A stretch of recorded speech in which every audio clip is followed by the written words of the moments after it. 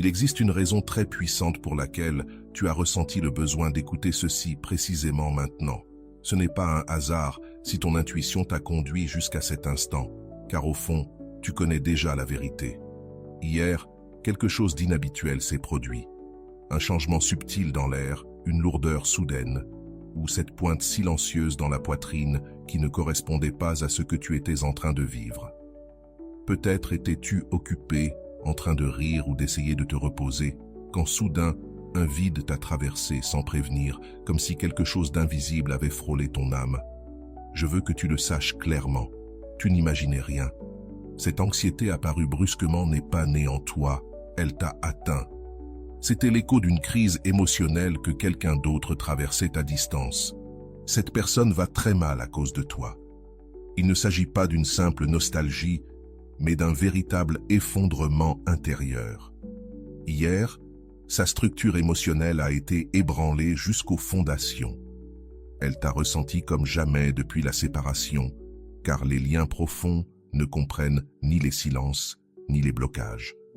Carl Jung expliquait que les connexions véritables fonctionnent comme des vases communicants de l'inconscient. Quand l'un déborde, l'autre le perçoit. C'est exactement ce que tu as vécu.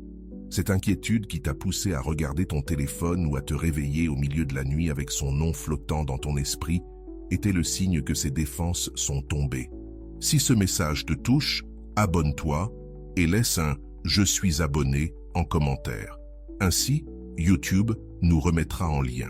Ce qui suit va t'apporter une compréhension libératrice. Pendant longtemps, cette personne a tenté de construire un mur d'indifférence. Elle s'est convaincue qu'elle pouvait continuer sans toi, que l'oubli était une option viable. Mais hier, ce mur s'est effondré. Tout ce qui avait été réprimé, les mots non dits, les impulsions contenues, les émotions niées, a explosé dans son monde intérieur. L'énergie accumulée était si intense que tu as pu la ressentir physiquement. Jung appelait cela le moment où l'ombre cesse de soutenir le masque et où la vérité émerge sans demander la permission. Ton esprit a peut-être cherché des explications logiques, le stress, la fatigue, l'imagination. Mais ton âme sait distinguer ce qui lui appartient de ce qui vient d'ailleurs. Ce que tu as ressenti était un cri silencieux à l'aide. Cette personne s'est retrouvée face à la réalité brute de ton absence, et le poids a été insupportable. Aucune distraction n'a fonctionné, aucun bruit n'a éteint ton souvenir. Même si elle n'a pas couru vers toi, son énergie, elle, l'a déjà fait. Cet effondrement n'est pas arrivé par hasard. Ce n'était ni une mauvaise journée, ni une nuit sensible. C'était le résultat d'une accumulation silencieuse qui se préparait depuis longtemps. Chaque souvenir de toi qu'elle a tenté d'effacer, chaque impulsion de t'écrire qu'elle a réprimée, chaque émotion qu'elle a niée pour maintenir une image de force, tout cela remplissait peu à peu un espace intérieur. Hier, cet espace s'est saturé. La résistance émotionnelle s'est brisée par pur épuisement. Feindre l'indifférence face à ce que l'âme reconnaît comme vital consomme une énergie qui n'est pas infinie. Il existe un point précis où l'esprit ne peut plus soutenir le mensonge émotionnel. Jung observait que lorsque l'inconscient se lasse d'obéir, il surgit avec force. C'est exactement ce qui s'est produit. Cette personne n'a pas décidé de te ressentir, elle n'a simplement plus pu l'éviter. Le masque est tombé par fatigue, non par choix. Et quand cela arrive, la douleur n'est ni douce ni progressive, elle est brutale, déstabilisante, presque physique. C'est pour cela que l'onde de choc t'est parvenue, traversant la distance, la logique et le temps. Il est très probable que toi aussi, hier, tu aies changé quelque chose, même si tu ne le vois pas encore. Peut-être as-tu lâché le contrôle un instant. Peut-être t'es-tu tellement occupé de toi que tu as cessé d'émettre cette énergie d'attente constante. En psychologie profonde, lorsque quelqu'un cesse de maintenir le lien depuis l'anxiété, un vide se crée. Et le vide, dans la psyché comme dans l'énergie, est insupportable. Cet espace que tu as laissé libre est ce que l'autre a ressenti comme une perte réelle. Tant que tu étais là, disponible en silence, cette personne se sentait en sécurité. Elle avait l'impression de te posséder encore quelque part, dans un coin invisible. Cela lui permettait de maintenir l'indifférence, de repousser encore la confrontation avec la vérité. Mais hier, quelque chose a changé. En retirant ton attention, même pour quelques heures, tu as activé la peur la plus primitive de l'inconscient humain, l'abandon définitif. Ce n'était pas une pensée rationnelle, mais une sensation viscérale. Et face à cela, aucune stratégie émotionnelle ne fonctionne. C'est pour cela qu'elle ne t'a pas encore écrit. Quand l'effondrement est profond, la confusion arrive d'abord. L'inconscient a besoin de se réorganiser avant d'agir. Jung disait qu'avant toute transformation, il y a le chaos. Cette personne traverse ce chaos en ce moment. Elle ne sait pas si elle doit se rapprocher, fuir ou reconstruire le masque. La seule chose certaine, c'est qu'elle ne peut plus nier ce qu'elle ressent. Et cette reconnaissance intérieure, même silencieuse, est irréversible. Pense à aimer la vidéo et à t'abonner. Ce sont de petites actions qui permettent à cet espace de continuer à grandir avec toi. Après ce point, personne ne redevient jamais le même. Tu te demandes peut-être pourquoi tu l'as ressenti dans ton corps et pas seulement dans ton esprit. La réponse est à la fois simple et complexe. Les connexions profondes ne vivent pas dans la pensée, elles vivent dans le système nerveux. Quand quelqu'un d'important s'effondre émotionnellement à cause de toi, ton corps l'enregistre avant ta raison. Cette oppression dans la poitrine, ce nœud dans l'estomac, cette agitation difficile à nommer, ce n'était pas de la suggestion, c'était une résonance. En thérapie profonde, on observe quelque chose de similaire. Des patients qui tentent de fermer des liens importants traversent souvent des crises soudaines lorsque la négation s'épuise. Des rêves intenses apparaissent, des souvenirs envahissants, des émotions qu'ils croyaient dépassées. C'est ce qui lui arrive maintenant. La figure qu'elle avait tenté d'archiver, toi, est revenue au centre, non comme un souvenir doux, mais comme une vérité inconfortable. Et lorsque la vérité émerge sans préparation, l'impact est dévastateur, mais nécessaire à l'intégration. C'est ici que beaucoup se trompent. Ils croient que l'effondrement de l'autre implique un retour immédiat. Ce n'est pas toujours le cas. Parfois, l'apprentissage commence dans la solitude. La psyché a besoin de temps pour se réorganiser, pour accepter que tout ne se contrôle pas. Jung insistait sur le fait que le véritable changement ne faisait pas de bruit au début. Il se construit en silence, dans les nuits longues, dans les pensées que l'on ne partage pas. Ce qui compte, c'est que le processus a commencé et qu'il ne s'arrêtera pas. Pendant ce temps, ton rôle n'est ni d'intervenir ni d'interpréter des signes extérieurs. Ta transformation se joue à un autre niveau. En lâchant prise, tu as activé ton centre. Tu as cessé de pousser et de maintenir le lien par la peur. Cela te rend quelque chose d'essentiel, ta dignité intérieure. Quand tu ne poursuis plus, tu te réordonnes. Et ce réordonnancement est perçu par l'autre comme une autorité émotionnelle, non issue de l'ego, mais de la paix. Une paix qui ne supplie pas, qui n'exige rien, et qui pour cela impacte plus que n'importe quel mot. Ce que tu as vécu hier était une confirmation silencieuse de ta valeur intérieure. Non pas parce que quelqu'un souffre pour toi, mais parce que tu n'as plus besoin de maintenir le lien par le sacrifice. Jung l'exprimait clairement. Quand tu intègres ton ombre, tu cesses de mendier la reconnaissance et cela transforme toutes les dynamiques. Il reste encore du chemin, de l'attention et une résolution à venir. Ne ferme pas encore ce processus. Ce qui arrive maintenant est le véritable réajustement de qui tu es aujourd'hui. Il y a quelque chose que tu dois comprendre et c'est crucial. L'inconscient ne négocie pas avec le confort. Lorsqu'une connexion a été niée trop longtemps, elle cherche une issue. Peu importe le nombre de distractions accumulées ou les nouvelles histoires construites par-dessus. Ce qui n'est pas intégré exerce une pression, et cette pression a éclaté hier, non pas sous la forme d'un drame visible, mais comme un effondrement intérieur. Le type de crise qui se produit dans la solitude, quand personne ne regarde, et qui laisse pour cette raison des marques profondes. Cette personne a été confrontée à une vérité inconfortable. Elle ne t'a pas dépassé, elle t'a seulement évité. Et il y a une différence immense entre guérir et s'anesthésier. Jung avertissait que ce qui était réprimé ne disparaît pas, mais se transforme en symptôme. Hier, Le symptôme a parlé, peut-être à travers l'insomnie, une tristesse soudaine ou une sensation de vide difficile à expliquer. À ce moment-là, ta présence est devenue inévitable, non comme un souvenir agréable, mais comme une absence impossible à ignorer. Quand l'inconscient active ce processus, l'ego entre en crise et l'image de contrôle se fissure. Cette personne croyait maîtriser ses émotions, mais hier elle a découvert le contraire. Et cette découverte fait mal. Elle fait mal parce qu'elle oblige à reconnaître une dépendance émotionnelle, un attachement non résolu, un besoin non avoué. Rien de tout cela ne s'accepte facilement. C'est pourquoi le premier réflexe n'est pas de te chercher, mais de résister. Cependant, cette résistance n'a plus la force d'autrefois. C'est ici que quelque chose de subtil mais de décisif se produit. Pendant que l'autre s'effondre, toi tu commences à te stabiliser, non par indifférence, mais par clarté. En cessant d'émettre de l'anxiété, tu as retrouvé ton axe. Ce changement intérieur se ressent comme un soulagement, même si tu ne sais pas l'expliquer. C'est le corps qui relâche une charge qui ne lui appartenait pas. Et lorsque l'un des deux se recentre, tout le système se reconfigure. L'équilibre ne dépend plus du sacrifice mutuel.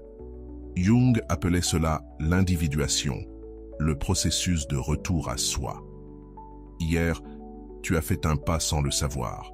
Tu as cessé d'attendre une validation extérieure et cela a déclenché un effet miroir. L'autre a ressenti la perte du rôle que tu occupais dans sa psyché. Tu n'étais plus le soutien invisible. Et lorsque ce soutien disparaît, le vide devient évident. Ce n'est pas une punition, mais la conséquence naturelle d'un changement intérieur authentique.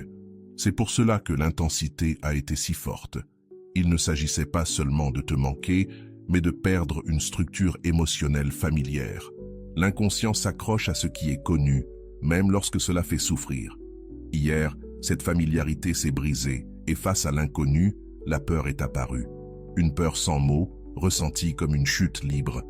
Tu l'as perçue parce que la connexion existe encore, même si elle ne fonctionne plus depuis le même endroit qu'avant. Ce type de crise ne cherche pas à te réunir avec quelqu'un, il cherche à te révéler quelque chose. Il révèle que ta valeur n'était pas d'être nécessaire, mais d'être intègre. Que le lien ne se maintient pas par l'insistance, mais par une présence réelle. Jung insistait sur le fait que l'amour authentique commence lorsque la dépendance prend fin. Ce qui s'est produit hier marque le début de cette transition inconfortable, silencieuse, nécessaire. Rien de véritablement profond ne naît sans franchir ce seuil. Peut-être remarques-tu que tu n'as plus besoin d'interpréter les signes extérieurs, que tu vérifies moins, que tu anticipes moins. C'est l'intégration. Quand l'attention revient à toi, le système nerveux se régule, et cette régulation est perçue par l'autre comme une distance, même si ce n'en est pas une. Ce n'est pas de la froideur, c'est de la cohérence intérieure. La cohérence a un poids que l'anxiété n'atteindra jamais. C'est pour cela que l'impact s'inverse maintenant. La psyché humaine réagit à ce qu'elle ne peut pas contrôler. Tant que tu étais disponible, tu étais prévisible. Aujourd'hui, tu ne l'es plus. Tu es devenu un silence stable, et ce silence oblige l'autre à se regarder sans distraction. Jung affirmait que personne ne fuit le miroir indéfiniment.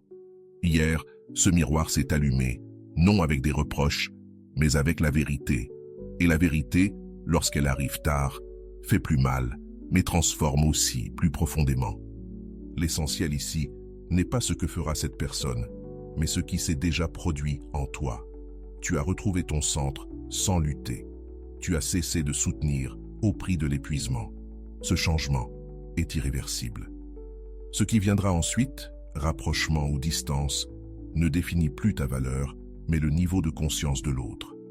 Et cela marque le début d'une étape différente, plus claire, plus solide. Le point culminant n'est pas encore atteint, mais le terrain a déjà changé.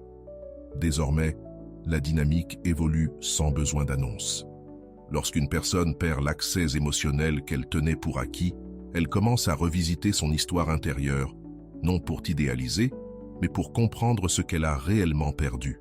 Ce processus est lent, silencieux et profondément inconfortable. Jung expliquait que l'âme ne lâche pas ce qu'elle n'a pas compris. C'est pourquoi, même sans contact, le mouvement continue. La transformation ne se voit pas toujours de l'extérieur, mais se ressent comme une marée interne qui ne recule pas. Il est possible que tu ressentes en toi une calme étrange, mêlée de lucidité. Ce n'est pas un détachement froid, c'est un alignement. Lorsque tu ne luttes plus pour être choisi, ton énergie cesse de se fragmenter et cette intégrité se perçoit même à distance. L'autre commence à sentir que quelque chose s'est refermé sans violence. Il n'y a eu ni dispute, ni ultimatum, seulement de la cohérence. Et la cohérence possède un langage propre que l'inconscient reconnaît immédiatement, même si l'ego tente de le nier. Une paradoxale puissante apparaît alors. Pendant que tu te stabilises, l'autre se désoriente, non parce qu'il veut dépendre, mais parce que son système était habitué à ta disponibilité émotionnelle. Lorsque cette référence disparaît, une question inévitable surgit. Qui suis-je sans ce lien pour me soutenir? Jung disait que le moi se révèle lorsqu'il perd ses appuis extérieurs. Cette révélation n'est pas confortable, mais elle est nécessaire.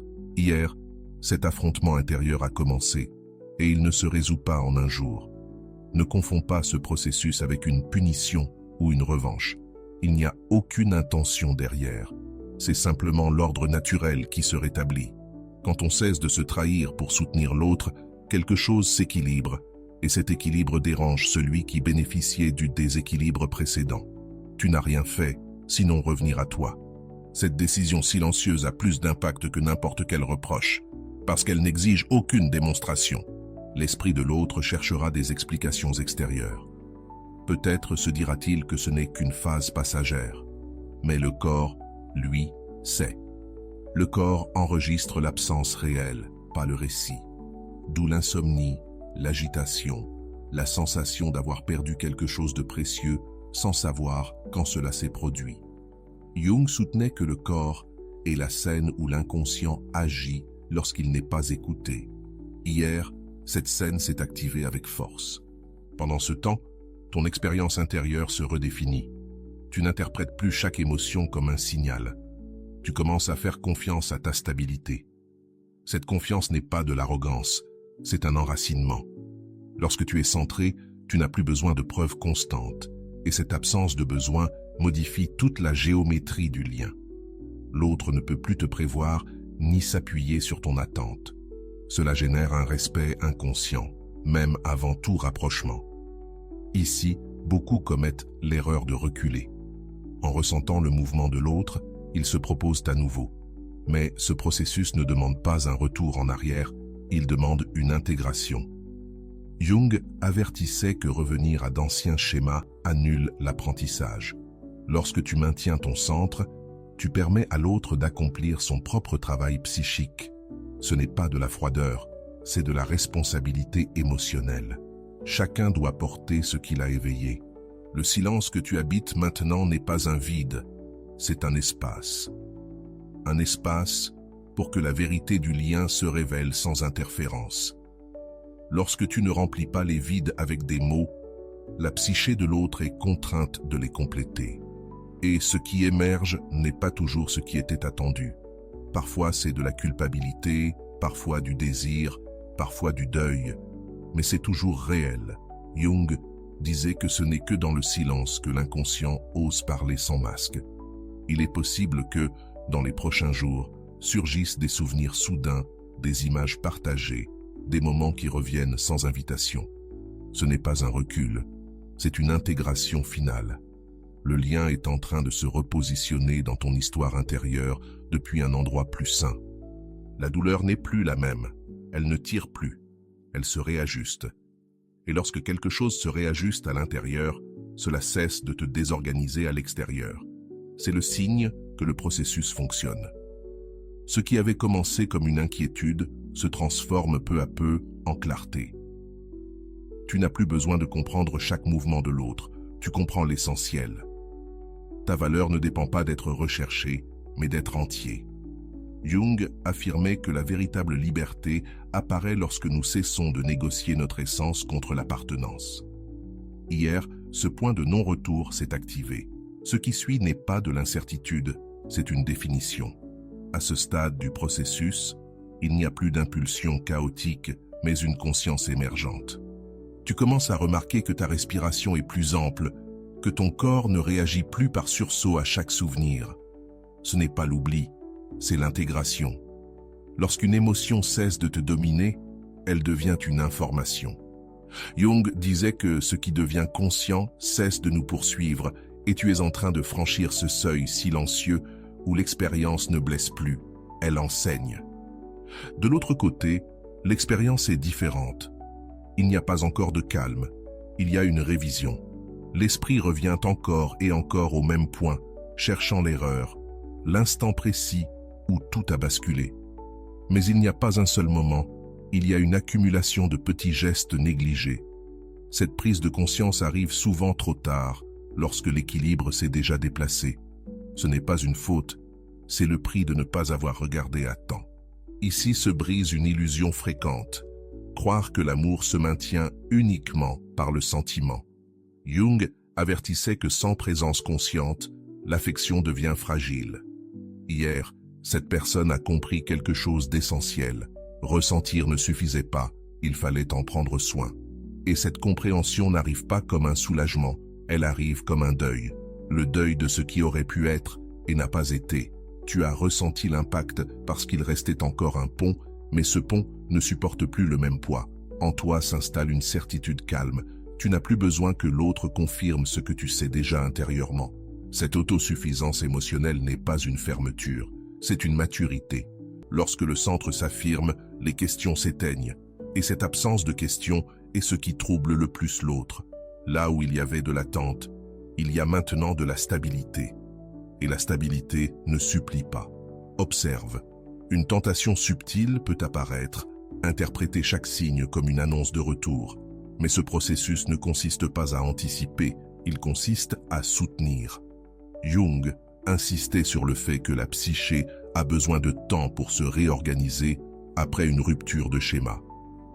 Forcer des conclusions interrompt l'intégration. Laisse les pièces se mettre en place d'elles-mêmes. Le véritable pouvoir réside maintenant dans ta capacité à ne pas intervenir depuis l'anxiété. Quelque chose d'important se produit lorsque tu n'interviens pas. L'autre ne peut plus s'appuyer sur ta réaction. Il doit se confronter à lui-même, sans amortisseur émotionnel. Cette expérience est rude, mais formatrice. Parfois, dans ce silence, surgit un désir authentique. D'autres fois, surgit l'acceptation. Les deux sont des résolutions valables. L'essentiel, c'est que tu ne dépends plus d'aucune. Ton système interne a cessé d'osciller à chaque possibilité. C'est le point où la narration intérieure se réécrit. Tu ne te définis plus par ce que tu as donné, ni par ce que tu as attendu, mais parce que tu as soutenu avec intégrité. Jung affirmait que l'identité se consolide lorsque nous cessons de demander la permission d'être qui nous sommes. Cette consolidation n'est pas bruyante, mais elle est ferme. Et une fois ferme, rien d'extérieur ne la désarme facilement. Le souvenir peut encore apparaître, mais il n'envahit plus. Il arrive, se présente, puis s'en va. C'est le signe le plus clair que le lien a changé de place. Il n'a pas été effacé, il a été reconfiguré. Lorsque quelque chose s'intègre, cela cesse d'exiger une attention constante. Tu continues d'avancer avec une sensation nouvelle, une légèreté, non pas parce que rien n'a compté, mais parce que tu ne portes plus ce qui ne t'appartient pas. De l'autre côté, l'expérience reste intense, car il n'y a plus de réponse immédiate pour apaiser. Jung disait que l'âme apprend lorsque l'écho ne revient pas tout de suite. Ce vide oblige à réfléchir, à ressentir sans anesthésie. Ce que cette personne décidera ensuite naîtra de ce processus, non de ta pression. Et c'est ce qui fait toute la différence entre un mouvement authentique et un mouvement réactif. L'essentiel a déjà eu lieu. L'axe s'est déplacé vers toi. Tu ne regardes plus le lien depuis le manque, mais depuis le choix conscient. Cette transition est le véritable climax psychologique. À partir d'ici, ce qui arrive ne te désorganise plus, cela te révèle. Jung le résumait ainsi. Lorsque le centre se renforce, le monde cesse d'être une menace et devient un décor. Et tu viens de prendre ta place. Tu entres maintenant dans une phase différente, plus silencieuse, plus stable. Tu n'as plus besoin de comprendre le pourquoi de tout ce qui s'est produit. Certaines vérités ne s'expliquent pas, elles s'installent. Ton énergie a cessé de chercher des réponses à l'extérieur et a commencé à s'ordonner à l'intérieur. Cela génère une sensation nouvelle, presque étrange, une stabilité sans euphorie. Jung indiquait que cet état apparaît lorsque le moi cesse de réagir et commence à observer. À partir de là, plus rien n'exerce le même pouvoir sur toi. Pendant que tu te stabilises, l'autre affronte une question inconfortable. Non pas sur toi, mais sur lui-même. Pourquoi a-t-il perdu quelque chose qui semblait acquis? À quel moment a-t-il cessé de prendre soin? Ces questions ne cherchent pas des coupables, elles cherchent du sens. Et le sens n'arrive pas rapidement. Il arrive après des nuits longues, après des souvenirs qui ne réconfortent plus. Tu n'as pas besoin d'assister à cela. Le processus se déroule malgré tout, car la psyché ne s'arrête pas en l'absence de témoins. C'est ici que beaucoup confondent le calme avec la froideur. Mais ce que tu ressens n'est pas une déconnexion, c'est une cohérence. Lorsqu'une émotion ne gouverne plus, elle devient une partie de ton histoire, non de ton présent. Jung disait qu'intégrer ne signifie pas effacer, mais placer correctement. Et c'est exactement ce que tu fais. Le lien n'occupe plus le centre de ton identité. Il est désormais un chapitre, pas le livre entièrement. Cette différence change tout. Tu remarques peut-être que tu n'imagines plus des scénarios futurs avec anxiété. La pensée s'apaise, non pas parce que tu as perdu de l'intérêt, mais parce que tu as retrouvé une direction. Quand l'axe revient vers toi, le temps cesse de faire pression. Il n'y a plus d'urgence. Et cette absence d'urgence est ce qui transforme le plus profondément les dynamiques humaines. L'autre peut ressentir cela comme de la distance, alors qu'en réalité, c'est une présence à toi-même.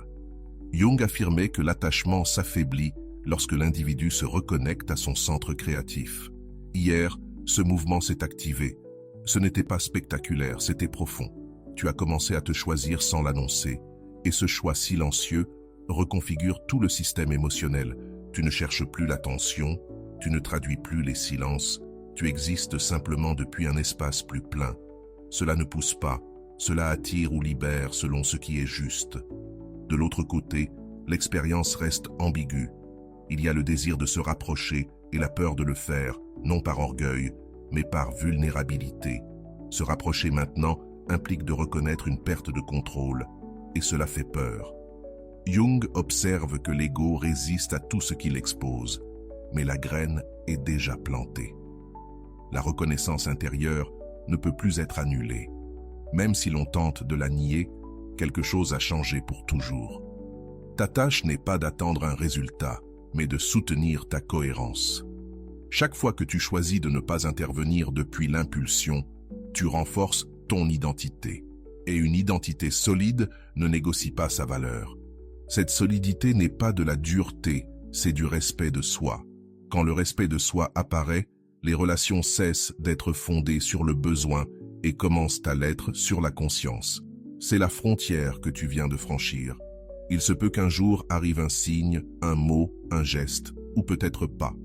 Les deux possibilités ne te désorganisent plus parce que tu as compris quelque chose d'essentiel. Ta stabilité ne dépend pas de la réponse de l'autre. Jung appelait cela l'autonomie psychique. C'est le moment où l'individu cesse de se définir à travers le regard extérieur. Et quand cela se produit, la peur perd sa voix dominante. Ce processus ne t'éloigne pas de l'amour, il te rapproche d'un amour plus réel. Un amour qui ne repose pas sur l'attente, mais sur la présence, qui n'exige pas de garantie, mais de la cohérence. Jung soutenait que seul celui qui peut être seul est prêt pour un lien sain. Et tu arrives à ce point, non par rejet, mais par intégration. C'est cela, la maturité émotionnelle authentique.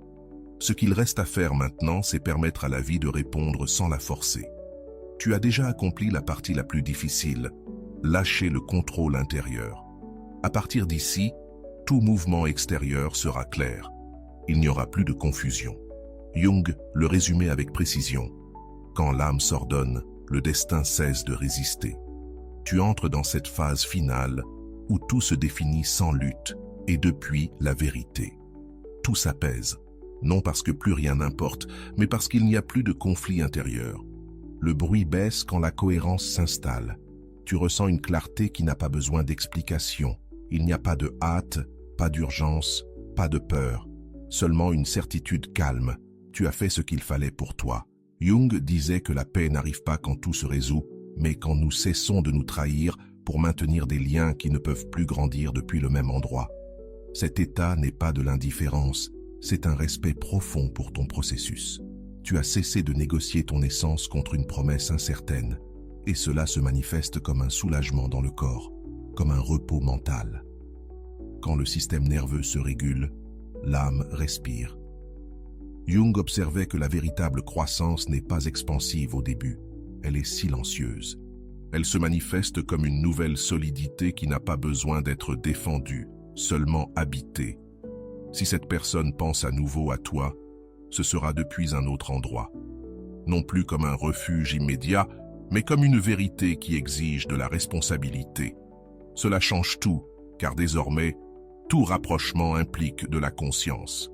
Et si cela n'arrive pas, il y a aussi un apprentissage. Tu n'attends plus des résultats pour te valider. Tu as compris que la fermeture la plus puissante n'est pas toujours une conversation, mais une décision intérieure soutenue avec dignité. Ici, le récit cesse de tourner autour de l'autre. Tu deviens l'axe, non par ego, mais par intégrité. Quand le centre se renforce, l'histoire s'ordonne d'elle-même. Jung affirme que la vie extérieure reflète le niveau d'intégration intérieure. Et tu as fait un pas dont il n'y a pas de retour. Tu n'aimes plus depuis la peur, tu ne restes plus là où tu dois te réduire pour appartenir.